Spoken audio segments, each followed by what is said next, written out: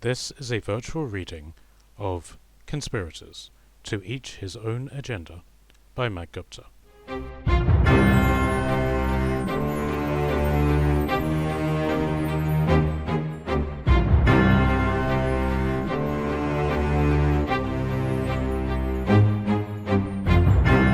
Epilogue.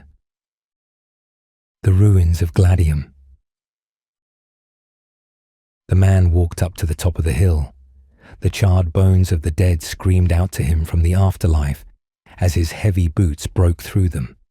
He ignored them and made it to the top.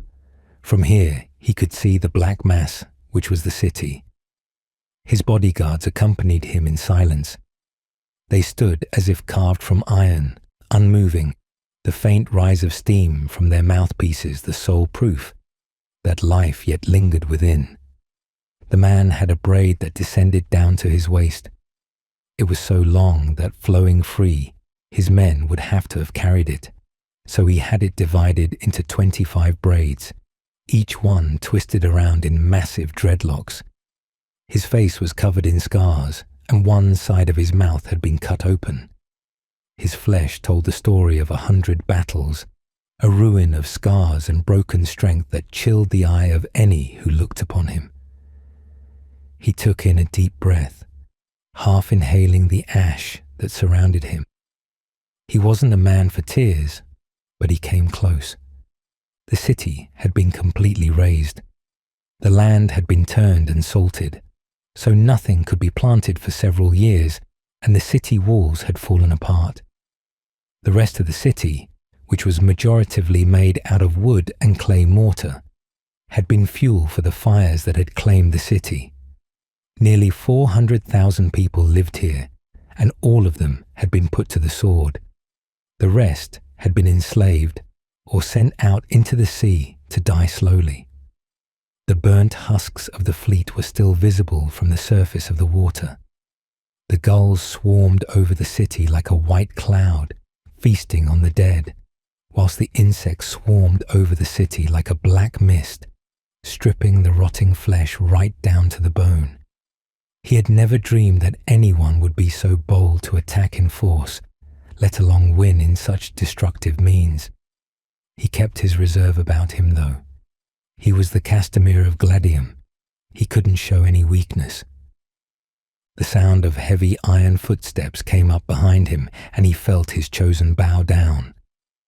Saltgrin, the immortal of the pirates, stepped forward in his black cloak, his face distorted by the attached coral and slick, grey skin that marked him without equal.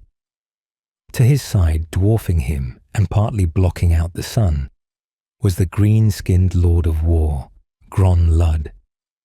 The Chosen said his name in their native tongue, a hoarse whisper that seemed to make the wind itself quiver. Castamere made no move to greet them, but continued to stare out at the ruin that was his kingdom. "I told you I shouldn't have left," he growled, after a long silence. The Immortals made no acknowledgement and stood tall. Gron let out a chuckle, folding his massive arms and cracking his neck. Castamere fingered the barrel of his weapon, wondering if it had the power to blow that smirk off of his face. Saltgrin's own men, clad in fishbone and wearing shark heads, stood stock still, a mirror reflection of Castamere's Chosen, after they straightened up. When he spoke, the sea itself seemed to become more turbulent. "Your son was an inbred fool. You should not have put your faith in a boy with no war under him." A thunderclap echoed across the sky when he finished, his words flowing into the open world. "I left him with hundreds of ships," Castamere growled. "You are the one who sees the future in the water. How could you miss the kingdom sending in a fleet that large?" 100 ships is hardly a massive fleet," Saltgrin growled. "But how did you miss it?" Castamere demanded. "The kingdom has not launched an attack against us in over 100 years. The first time that they do, and your prophecies show us nothing." "Who said that he didn't?" Gron laughed. "Of course I saw this coming. The question is, why they succeeded. I raised you to never be beaten at sea. How could mere mortals destroy you so easily? I left the city to gather more support, if I had known. Then you would be dead too. I wanted to see if you were ready, and I wanted to see how the enemy has changed their tactics. All this was a test? Gron laughed again. Solgrin stared at him, waiting for his question to answer itself.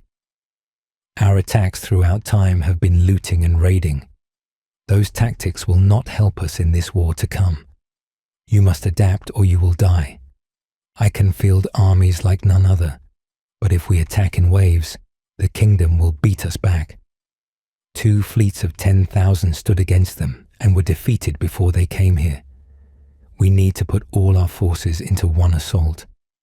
Let that wave wash upon the shore and destroy everything in its path. It is the only way. If they are not beaten in the first battle, then we are doomed. This made an impression on Castamir. He looked out to the harbour, wondering if his son had been buried at sea, as he should have been. There was no way to tell, but he trusted in his son's chosen, and he liked to think that they did their duty. His son was a wonder with his blade, a man with no equal, but he had no braid to his head, and thus no victories. It was no wonder he was defeated, but he had hoped the sailors below him would know what to do. It filled him with slight satisfaction, seeing a number of broken banners belonging to the kingdom. Who led here? Who did this? His name is Aquila, Gron growled, the heir of the Roman kingdom and Conditoris's latest pet. But he was hardly the man he believed himself to be. I have walked amongst his men, and all of them were green men. Mistnir then, Castamir growled. His long-time enemy had proved to be yet another knife in his side. He found himself swearing vengeance against Mistnir once again, swearing the pact in blood. His hand was heavily scarred. Each one was a pact against an enemy, and Mistnir had earned him several scars. Save your threats for a time where they matter, Solgrin hissed, as a massive wave struck the cliff edge where one of the forts had been. The war is coming. It will begin come the winter's end. You need to be ready. How can be we ready? Castamir demanded. Our city is destroyed, thousands dead. Your strength is not in your cities. It's in your fleet, Gron grunted. Move the capital and rebuild. Where? Rome, obviously. Obviously.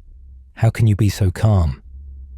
You mortals live and die like nothing else. Solgrin answered. These people died by their swords and at their posts. Nothing is more pure. Let this city crumble and move our forces. You have your fleet.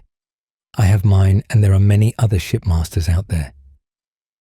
Castamir gave him a stony look and exhaled. He nodded.